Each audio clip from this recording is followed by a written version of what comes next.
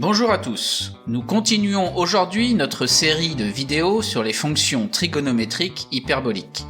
Après avoir étudié les fonctions CH et SH, nous abordons ici la fonction tangente hyperbolique qui est notée TH et qui est définie par TH de x égale SH de x divisé par CH de x, ce qui donne exponentielle x moins exponentielle moins x, le tout divisé par exponentielle x plus exponentielle moins x.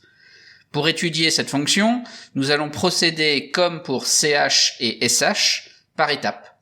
Donc nous allons étudier l'ensemble de définitions, puis essayer de réduire l'intervalle d'étude. À partir de la dérivée, nous allons chercher à faire le tableau de variation, puis l'étude de la convexité. On va déterminer les tangentes au point remarquable et on va terminer par le tracé de la courbe. Alors évidemment, si vous le souhaitez, vous pouvez mettre la vidéo en pause et prendre ces 6 étapes comme 6 questions d'un exercice que vous pouvez traiter par vous-même.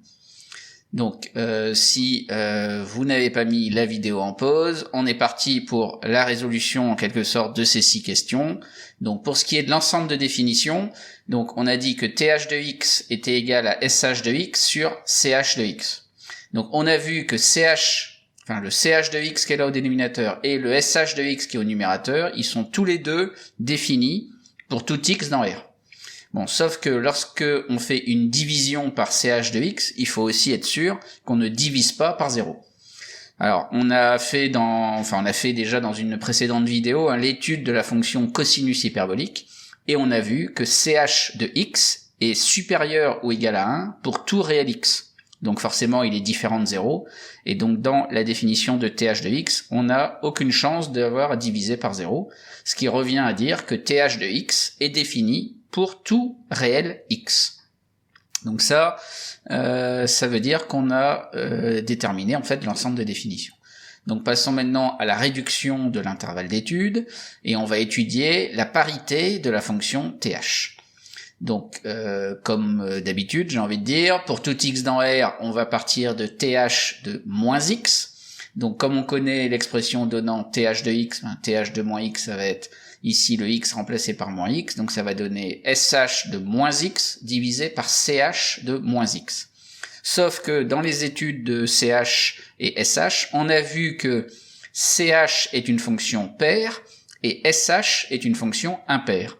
Autrement dit, SH de moins x, ça vaut moins SHx, et CH de moins x, ça vaut CH de x. Donc évidemment ici, le moins, c'est un moins 1 en produit au numérateur, donc on peut très bien mettre devant la barre de fraction, et donc on reconnaît ici moins SHx sur CHx, c'est-à-dire moins TH de x. Autrement dit, la fonction TH est une fonction impaire. Et comme toute fonction impaire, eh bien, la courbe de TH, elle est symétrique par rapport à l'origine du repère. Et ce qui permet donc de réduire l'étude de la fonction à l'intervalle 0 plus l'infini, puisque dès que l'on aura étudié la fonction sur 0 plus l'infini, ça nous permettra de tracer la courbe à droite de l'axe des ordonnées. Et après, par symétrie par rapport à l'origine du repère, on va basculer sur le morceau de courbe qui est à gauche de l'axe des ordonnées et qui correspond donc à la fonction sur l'intervalle moins l'infini 0. Donc c'est pour ça que dans la suite, on va vraiment se contenter de travailler sur l'intervalle 0 fermé plus l'infini. Donc, on commence par le calcul de la dérivée première pour arriver en bout de course au tableau de variation. Donc pour le calcul de la dérivée, eh bien on constate déjà que TH de x c'est un quotient, donc la dérivée, c'est le quotient de SH sur CH. Donc on va d'abord commencer par utiliser la formule de dérivation de U sur V que j'ai rappelée ici. Et donc quand on applique ça avec U qui est la fonction SH et V qui est la fonction CH, ça nous donne cette expression-là. Mais on a déjà vu dans les vidéos précédentes sur SH et CH que les dérivées, donc la dérivée de CH c'est SH et la dérivée de SH c'est CH. Donc on remplace ici et ça nous donne en fait CH de x au carré moins SH de x au carré, le tout divisé par CH de x au carré. Donc maintenant on a deux points de vue pour aborder cette dérivée. Alors le premier, ça va être à partir de cette formule-là, de dire qu'on peut simplifier la fraction, c'est-à-dire qu'on va avoir chx le tout au carré divisé par chx le tout au carré, donc qui nous donne 1, et puis plus loin, moins, celui-là, moins, sh de x au carré divisé par chx au carré, ce qui nous donne bien ça. Maintenant, le quotient des deux carrés là peut s'écrire en fait shx sur chx le tout au carré, et en fait ça nous donne en fait thx, donc ça nous donne finalement th' calculé en x égale 1 moins thx au carré. Bon, alors ça c'est le premier point de vue, mais comme nous ce que l'on veut c'est dresser le tableau de variation à partir de la dérivée, ce qui nous intéresse c'est trouver le signe de la dérivée. Et sous cette forme-là, c'est pas extraordinaire hein, pour aller trouver le signe, même si on pourrait le faire, mais c'est pas la version la plus simple. Donc on va aller prendre un autre point de vue qui va nous permettre d'étudier le signe de la dérivée plus facilement. Donc l'autre point de vue, c'est d'aller travailler sur le numérateur d'abord, avant de gérer la fraction. Donc le numérateur, donc c'est chx au carré moins shx au carré. On connaît les formules pour chx et shx.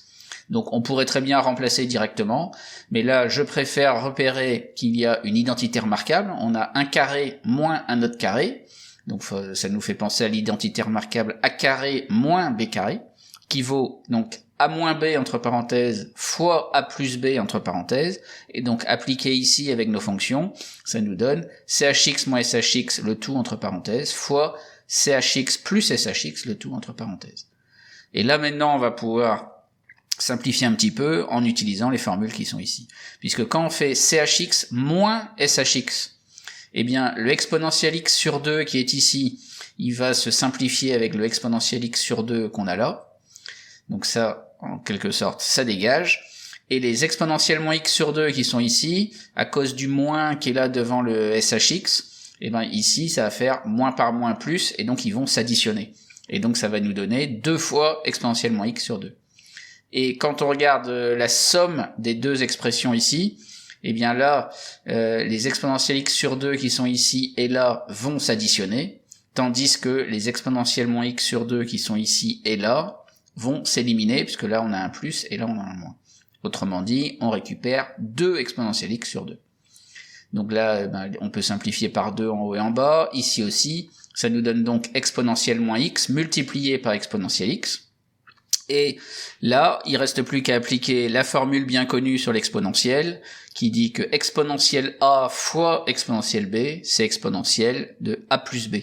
Donc ici, ça fait exponentiel de moins x plus x, c'est-à-dire exponentiel de 0, qui fait donc 1.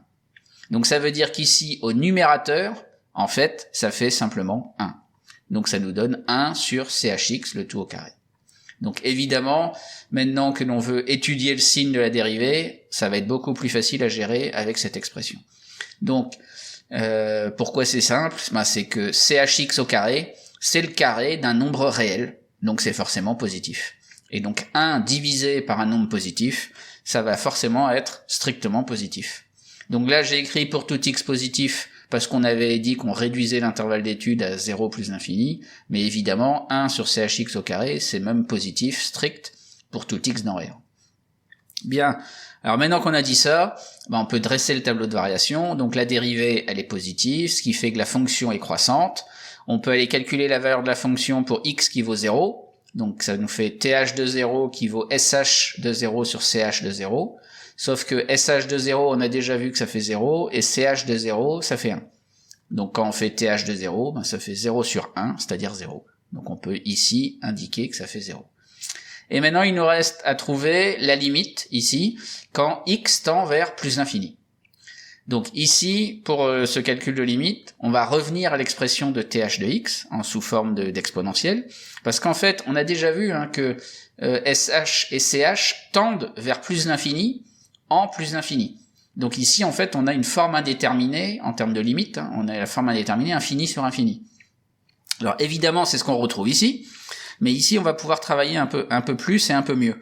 Puisque si on regarde de près, pourquoi exponentiel x moins exponentiel moins x tend vers plus l'infini quand x tend vers plus l'infini ? Eh bien, c'est dû au fait qu'on a de l'exponentiel x ici. C'est lui qui tend vers plus l'infini, alors que l'exponentiel moins x, lui, tend vers 0.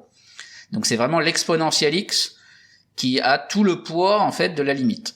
Et au dénominateur c'est pareil, c'est le exponentiel x qui est là, qui a tout le poids de la limite, puis c'est lui qui fait tendre vers plus l'infini. Donc c'est pour ça qu'on va mettre en facteur en haut et en bas l'exponentiel x, c'est-à-dire l'expression qui a le plus de poids dans l'affaire. Et donc ça va nous donner ceci, c'est-à-dire que quand on met exponentiel x en facteur au numérateur, on ouvre la parenthèse, c'est évidemment 1 pour que exponentiel x fois 1 nous redonne exponentiel x, et ici moins exponentiel moins 2x. Alors c'est peut-être moins évident à voir, mais il faut peut-être prendre le problème à l'envers pour que ça devienne plus clair. Imaginons qu'on parte du numérateur qui est ici et qu'on développe ce produit. Donc comme on a dit, exponentiel x fois 1 donne bien le exponentiel x, et après moins exponentiel x fois exponentiel moins 2x. Donc là on réutilise la formule exponentielle a fois exponentielle b égale exponentielle a plus b. Donc quand on développe, donc on fait exponentiel x fois exponentielle moins 2x, ça fait exponentielle de x plus moins 2x. Donc ça nous fait en fait x moins 2x qui nous donne bien moins x qui est ici. Donc ça c'est bien correct. Pour la même raison, on peut écrire ce qu'on a écrit ici en bas. Et comme exponentiel x, il est en produit de tout le numérateur et de tout le dénominateur, on peut simplifier par exponentiel x en haut et en bas. Ce qui nous donne cette expression-ci. Et donc pour la limite ici, il faut maintenant trouver la limite de exponentielle moins 2x quand x tend vers plus l'infini. Donc quand x tend vers plus l'infini, moins 2x va tendre vers moins l'infini. On a donc affaire à de l'exponentielle de quelque chose qui tend vers moins l'infini. Mais ça c'est une limite connue, ça tend vers 0. Donc la limite est égale à 0. Donc dans notre quotient ici, on va avoir au numérateur, ça va tendre vers 1 moins 0. Et au dénominateur vers 1 plus 0. Donc 1 moins 0 divisé par 1 plus 0, ça fait 1 divisé par 1, ça fait 1. Et donc la limite ici, c'est 1. Donc maintenant qu'on a réussi en fait à dresser le tableau de variation sur l'intervalle 0 plus l'infini, on va passer à l'étude de la convexité de la fonction th.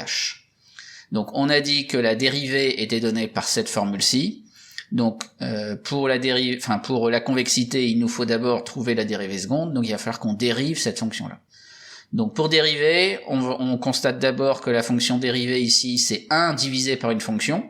Donc on rappelle la dérivée de justement 1 divisé par une certaine fonction u, ça nous fait moins u' sur u au carré, sachant qu'ici u c'est le dénominateur de ce qu'on a au dénominateur. Donc ici, u de x, ce serait chx au carré. Donc ça veut dire que dans la formule ici, ça va faire chx au carré. Donc en fait, on a le moins qui est devant, et au dénominateur, ça fera chx au carré, le tout au carré, donc chx puissance 4. Et pour le numérateur, ça va nous faire la dérivée du dénominateur, donc la dérivée de chx le tout au carré. Donc il faut se rappeler que lorsqu'on a une fonction au carré que l'on doit dériver, donc quelque chose comme u carré le tout, la dérivée de u au carré précisément, c'est 2 fois u' fois u. C'est un cas particulier des formules pour u à la puissance alpha. Donc ça nous donne donc 2 fois u' fois u. Donc ici, c'est chx au carré que l'on veut dériver, donc ça veut dire que pour cette formule-ci, le u, c'est la fonction ch. Donc ici, ça va nous donner 2 fois la dérivée de ch fois ch. Donc ce qu'on va écrire ici, donc 2 fois la dérivée de ch calculée en x fois ch calculée en x. Or, la dérivée de ch, on a déjà vu que c'était sh, donc ça nous donne sh de x.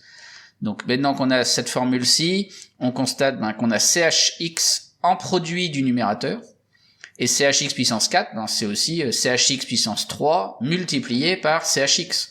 Donc on a chx en produit du numérateur et du dénominateur, on peut donc simplifier en moins 2 fois shx, le tout divisé par chx au cube.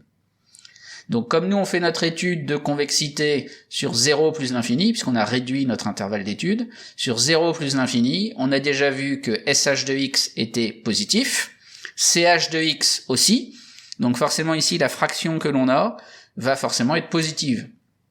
Et donc avec le moins qui est en produit, le moins 1 qui est en produit là devant la fraction, l'ensemble va être négatif.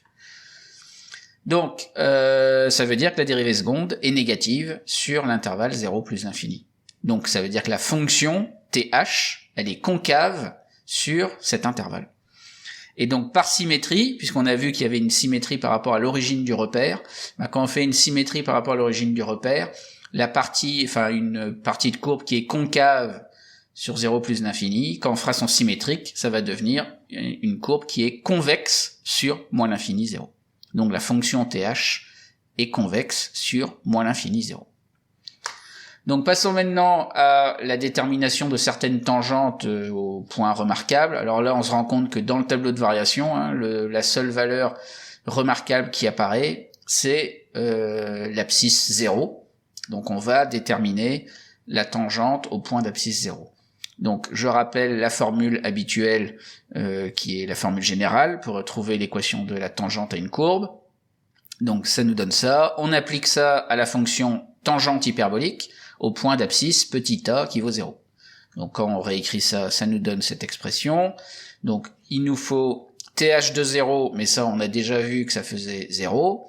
Et la dérivée de th calculée en 0, comme la dérivée ici c'est donné par 1 sur chx au carré, ça va nous faire 1 sur ch de 0 au carré. Donc 1 divisé par 1 au carré, donc 1 divisé par 1, c'est-à-dire 1. Donc on a l'équation là, c'est y égale 1 fois x moins 0 qui donne x, plus ici th0 qui vaut 0. Donc ça nous donne y égale x. Ce qui fait que au point d'abscisse 0, la tangente à la courbe de la fonction th, elle a pour équation la tangente y égale x.